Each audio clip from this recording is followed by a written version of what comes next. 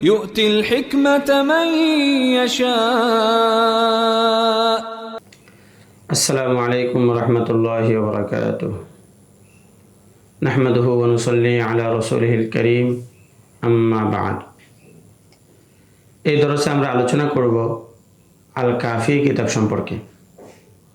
ইমাম মুহাম্মদ রহমতুল্লাহি আলাইহির লিখিত প্রসিদ্ধ 6 কিতাবের তালখিস করেছেন হাকিম শহীদ রহমতুল্লাহি আলাইহি তার আল কাফি নামক কিতাবে। আল কাফি কিতাবের মধ্যে তিনি 6 কিতাবের তালখিস করেছেন এবং তাকরারগুলোকে হযফ করে দিয়েছেন। এটা অনেক বড় একটা খিদমত তিনি আঞ্জাম দিয়েছেন। উলামায়ে কেরাম পরবর্তীতে এই কাফি কিতাবের অনেক শুরুহাত লিখেছেন। সেগুলোর মধ্যে সবচেয়ে নির্ভরযোগ্য, সবচেয়ে মূল্যবান সরা হলো যেটা শামসুল আইম্মা সারাখসি রহমতুল্লাহি আলাইহি লিখেছেন।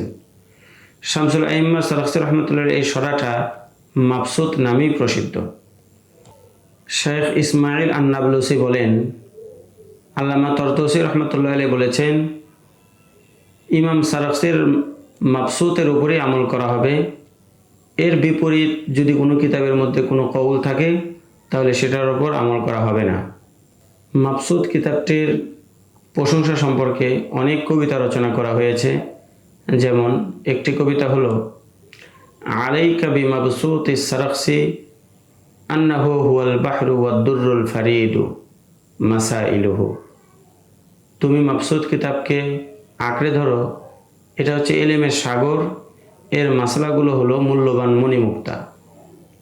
ওয়ালা তা'তামিদ ইল্লা আলাইহি ফাইন্নাহু ইউজাবু বিই'তাইর রাগাইবি সাইলুহু।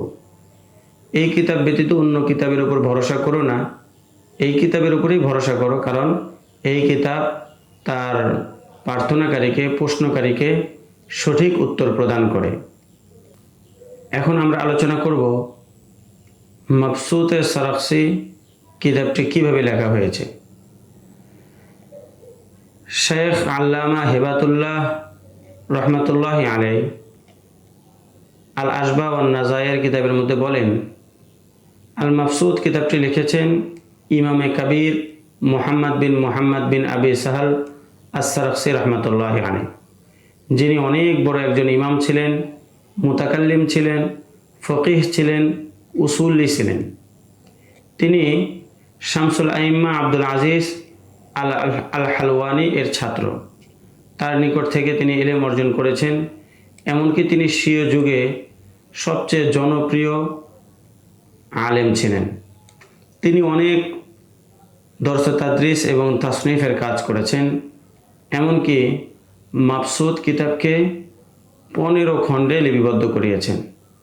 আর এই কিতাবটা লেখার একটা কারণ বা প্রেক্ষাপট হলো যে একবার কিছু মানুষ তার বিরুদ্ধে খলিফার নিকটে চুগলখড়ি করে, যার কারণে খলিফা তাকে কূপে আবদ্ধ করে দেন, জেলখানায় মাটির নিচে কূপের মধ্যে আবদ্ধ করে দেন। এটা আউস জানদের একটি কূপের মধ্যে।